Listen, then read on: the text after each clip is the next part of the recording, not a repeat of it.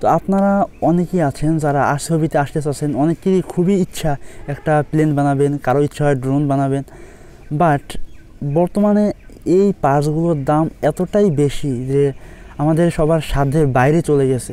আমি আপনাদের আজকের এই ভিডিওতে কিছু কথা বলে আপনারা যা শেষ পর্যন্ত দেখেন ভাই, ইনশাল্লাহ আপনিও একদিন অনেক ভালো কাজ করবেন। হয়তো একদিন আপনি ভাববেন যে আমি পেরেছি, এটা আমার দ্বারা সম্ভব, এটা সবার দ্বারা সম্ভব। ফার্স্ট অফ অল আমি আপনাদের আরসি প্লেনের কিছু বেসিক পার্টস দেখাবো। তো আমাদের এই পার্টসের মধ্যে সবচেয়ে এক্সপেন্সিভ পার্টস হলো আমাদের ট্রান্সমিটার। এই পার্টটা কিনতে আমাদের অনেকেরই ফুল বাজেটের অর্ধেকের বেশি চলে যায়। তো এটি নিয়ে আপনাদের অনেকেই চিন্তা থাকে, অনেকে এটা সেকেন্ড হ্যান্ড খুঁজেন, বাট দুঃখের বিষয় হলো এটা খুব একটা সেকেন্ড হ্যান্ড পাওয়া যায় না।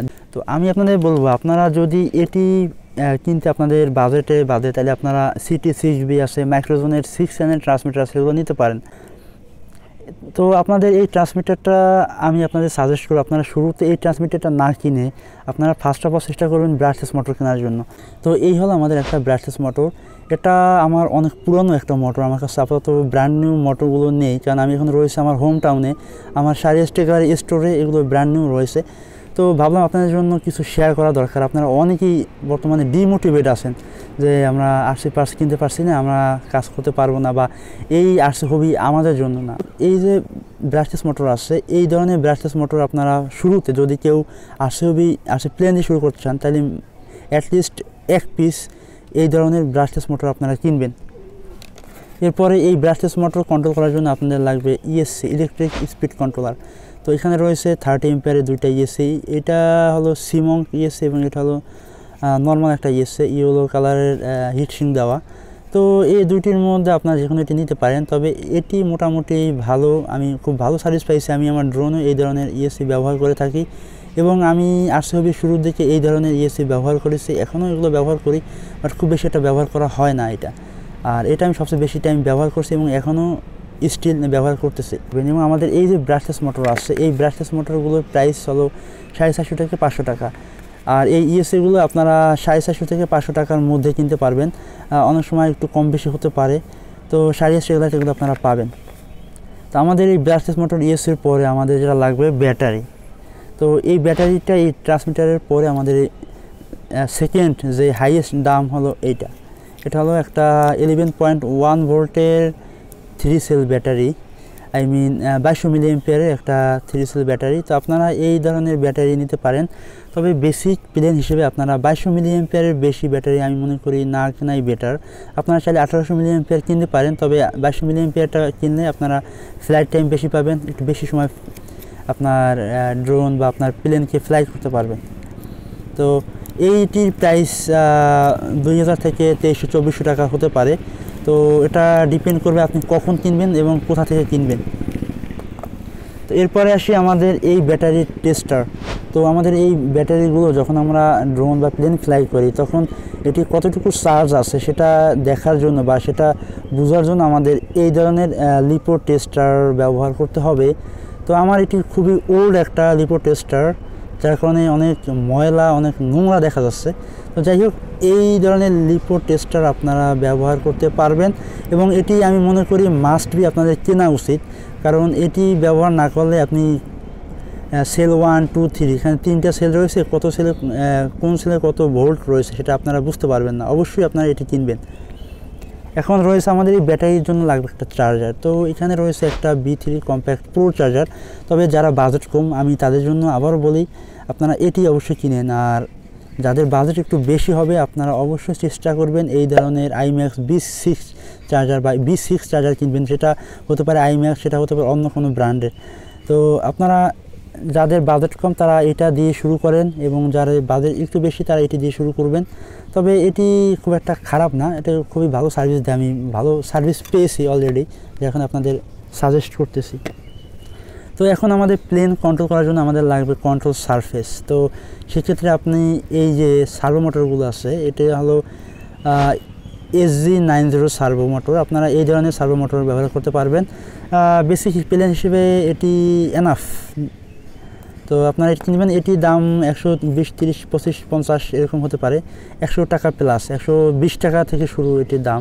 তো আমাদের এই যে B3 চার্জারটি আছে এটির প্রাইস হলো মাত্র 450 টাকা থেকে 500 টাকা এর মধ্যে আপনারা এটি কিনতে পারবেন। তো আমাদের এলিভেটর সার্ভো দিয়ে কন্ট্রোল করার জন্য তো আমাদের কিছু কন্ট্রোল হর্ন লাগবে, তো সেক্ষেত্রে আমরা এই ধরনের কন্ট্রোল হর্ন আপনারা চাইলে কিনতে পারেন। আর আপনারা চাইলে পপি স্টিক আছে বা আপনারা চাইলে প্লাস্টিক বোর্ড কেটেও ঠিক এই ধরনের বানিয়ে আপনারা আপনাদের প্লেনে লাগাতে পারেন। তবে কিনতে পারলে জিনিসটা খুবই সুন্দরভাবে ভালো ফিনিশিং হবে, তো আপনারা এই ধরনের কন্ট্রোলার কিনতে পারেন। তো আমাদের ওভারঅল প্লেনের বেসিক ইলেকট্রনিক্সগুলো ছিল এইটা।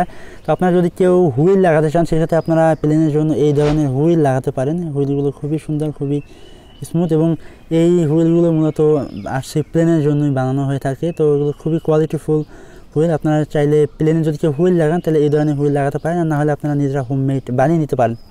সো এটা ফুলি ডিপেন্ড করবে আপনার উপরে। তো এখন আমাদের প্লেন বানানোর জন্য আমরা ইলেকট্রনিক্স পেলাম, হুইল পেলাম, ব্যাটারি, চার্জার, হাবিজাবি সব পেলাম, বাট আমাদের একটা তো বডি বানাতে হবে। প্লেন তো আসলে কোনো বডি বা কোনো এর স্ট্রাকচার ছাড়া তো সম্ভব না। তো সেক্ষেত্রে আপনারা চাইলে এই ধরনের ফোম বোর্ড ব্যবহার করতে পারেন অথবা এই ধরনের ফোম ব্যবহার করতে পারেন। তো ফার্স্ট আমি যদি আপনার এটি দেখাই, এটি হলো আমাদের ডেপ্রন ফোম।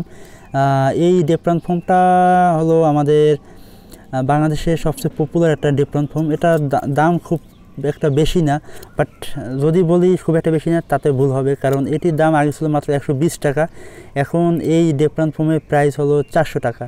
সো কোথার দাম কোথায় চলে গেল কি বলবো ভাই, আমি এই নিয়ে অনেক ভিডিও দিয়েছি।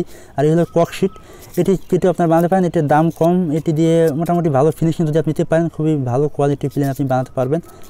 তো এই হলো আমাদের ককশিট, এগুলো আমাদের ফ্রিজ, টিভি, আমরা বিভিন্ন ইলেকট্রনিক্স কেনার সময় এই ধরনের ফোম আমরা পেয়ে থাকি। আর এগুলো এমনিতে কিনতে পাওয়া যায়। আমি আমার হাতে এখন যেটি দেখতে পেলেন এটি আমার কেনা ছিল, এটা আমি কাটার পরে ঠিক এরকম কিছু টুকরো হয়েছে, আমি আপনাদের সেই জন্য টুকরা একটু ভেঙে দেখালাম। আর এগুলো ডেপ্রন ফোম, এটা আপনারা নিউ মার্কেটে কিনতে পারবেন, এটি নিয়ে আমার শাড়ি স্টাইলারিতে ভিডিও আছে।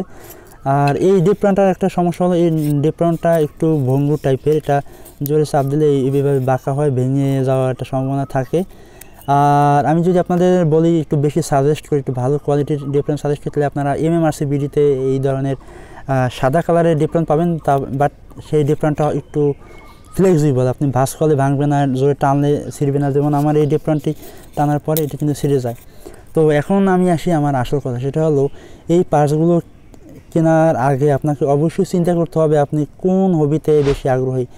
তো আপনি যদি প্লেন বানাতে চান সেক্ষেত্রে আপনি প্রথমে একটা মোটর কিনবেন, একটা ESA কিনবেন, তারপর আস্তে করে ব্যাটারি চার্জার কিনবেন, সার্ভো মোটরের দাম কম আছে, সার্ভো মোটর কিনে ফেলবেন, আস্তে আস্তে এগুলো কেনার পরে এরপর একটা ট্রান্সমিটার কিনবেন, এবং পরিশেষে আপনি একটা লিপো ব্যাটারি কিনবেন। কারণ ব্যাটারিটা আগে কিনলে যেটা হয়, আপনি কোনো কারণে যদি আপনি ব্যাটারিটি ব্যবহার করে থাকেন এরপর বেশি দিন ফেলে না রাখাই বেটার।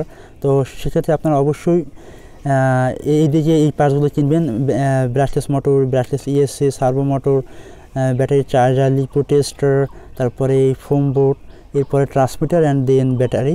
তো এগুলো মোটামুটি কিনলে আপনারা আশা করি খুব ভালো কোয়ালিটির প্লেন বানাতে পারবেন, এবং আপনাদের জন্য রইল শুভকামনা, আপনারা অবশ্যই পারবেন। আপনারা পারবেন না কেন, সবাই পারবে।